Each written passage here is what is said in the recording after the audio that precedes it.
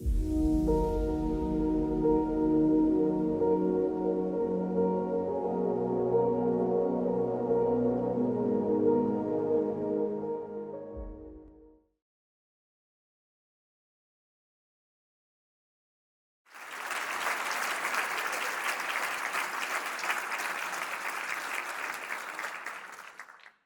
I'll be honest.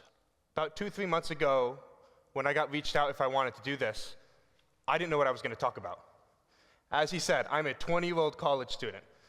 Everyone that you just heard has more experience in their industry than I've been alive. I knew I wanted to do it. I've been wanting to do it for about 2-3 years now, but what could I talk about? And that's when it hit. There's one thing that I have 20 years in experience in. I have a speech impediment. Ever since I was a kid, I've been struggling to say the letter O. Sounds kind of like an A-E or an ah when I say it. And I think this picture kind of embodies how I took that in middle and elementary school. You see, I often sat alone, at least metaphorically. I had friends, people kind of learned to grow past my speech impediment, but in my head, it trapped me. I didn't know how to speak. I couldn't say the words correctly. Things weren't coming out how I wanted them to. I struggled in class presentations. I had a special accommodation where I'd come in after school and do my presentations one-on-one because I was too nervous to make a mistake. What if the class didn't know what I was talking about? What if I said a word and I couldn't get it out? I was scared of the embarrassment of having that happen. This all changed when I was about 11 years old. My dad created a startup company, GenieCam. And he went out to go to trade shows to start pitching his product. And the first one that he went to, he came up to me and said, "Tyler, do you want to fly to Chicago with me and pitch my product to investors?" And I said, "Dad, absolutely not. I'm 11 years old. No. I know your product, but I can't even present in front of a class." So I took a few weeks and thought about it. And after coming to the conclusion, after really thinking about everything, I thought, this is a really great way to miss a day or two of school. How could I take that up? So I said, absolutely, I'll be there. I told him that the day of, and I was lucky enough to my dad saying, yes, absolutely, please come. And we raced, grabbed my things together, and we were on a plane to Chicago. I was sitting next to one of his sales reps at the time, speaking about how nervous I was and how I had never done anything of the sorts, and how the most one-on-one speaking I had done was because I didn't want to do it in front of a class. This is when he asked me, what makes this so worrisome for you? And I said, making the mistake.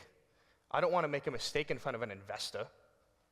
I don't want to make a mistake in front of an industry professional. That's embarrassing. And he said something that I'll never forget. He said, so what if you make a mistake? They'll walk away, forget you did it, or may not even have noticed. At least give it a try. And that was big for me. As when we went to the booth, I started listening to the other sales reps, figuring out what they were talking about, how pitches worked, what I could say, what I shouldn't say, how I should avoid certain questions. And then eventually, probably 2 or 3 hours in, I started doing it myself. I started walking up to random investors walking by and saying, can I tell you about my dad's product?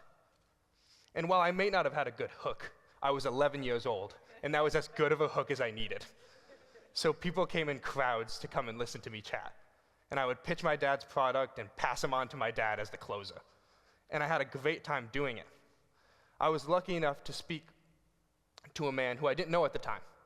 But I came out of the crowd, grabbed him, said, look at what my dad does, and told him about it. He ended up going to my dad, talking to him for a little bit, and then left. My dad came up to me and goes, do you know who you just talked to? And I said, Dad, I'm 11, no. And that's when he told me it was the CEO of a major food and beverage industry player. And I said, okay, who's next? Who can I talk to now? But finally, the next day, he came back. And this time he brought his investor friends and had me pitch to them.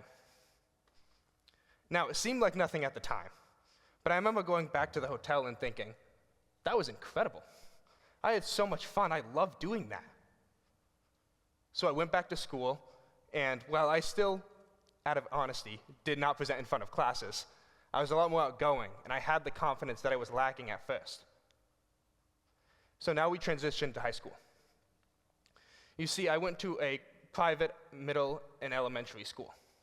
So I grew up with those kids for about 9 years. They knew my speech impediment, they knew me. This was a completely different atmosphere for me. I went to public school. I didn't know how they were going to react. They were fine with it. It was incredible for me. I was able to give presentations in classes, talk, be myself, and no one questioned it. But at the same time, this is when I got my first job. And that's where that changed. You see, people, when they know you for 4 years, don't question it. But when people meet you once while they're going to go get a taco, they'll question my speech impediment because they know that they can leave. And that's what began to happen. I didn't know how to react at first. People were coming up to me saying, "Where's your accent from?" And I'm thinking, I live 2 miles down the road. What accent? And then one of my coworkers came up to me and said, "Tyler, it's your speech impediment. They think it's an accent." And I didn't know what to do. Do I tell people straight away I have a speech impediment and make them uncomfortable? I wasn't sure what direction to head in. And that's when I decided to make it a game. This is a note app in my phone. Every time someone would ask me, "Where's your accent from?" I would just ask it back. I'd go, "Where do you think it's from?" And I started to write it all down, and eventually I came up with an in order. This is not accurate, this is kind of what I thought. But it gave me a stepping stone to where someone would say, "Where's your accent from?" I'd go, "Oh, you guess." And then they'd say, "Australia."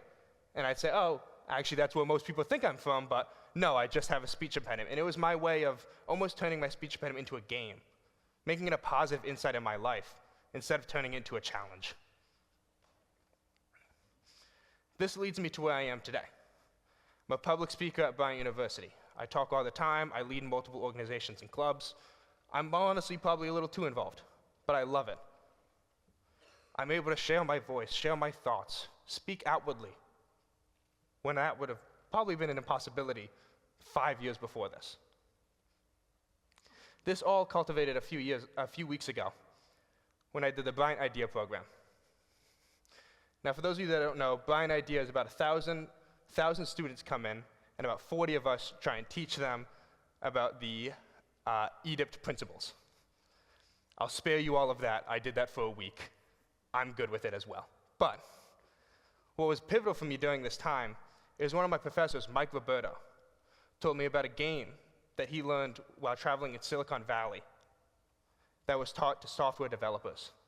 This is called the ballpoint game. This game's very simple. You have one basket and another basket, and you have to get ping pong balls from one basket to the other. Of course, there's other rules, but the most important rules is that there's 5 rounds, but only the 5th round counts.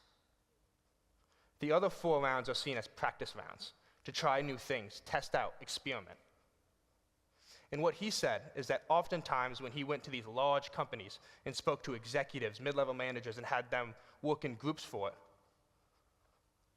the major thing was that the teams that were winning in round 1 oftentimes ended up being losers in that final 5th round, versus teams that lost in round 1 oftentimes won in round 5. And while I was confused when he originally said it, he then explained it in depth, saying how this is because that people that failed early on attempted new things, tried something else, knowing that they couldn't do worse than what they had just done. So why not experiment, find something else?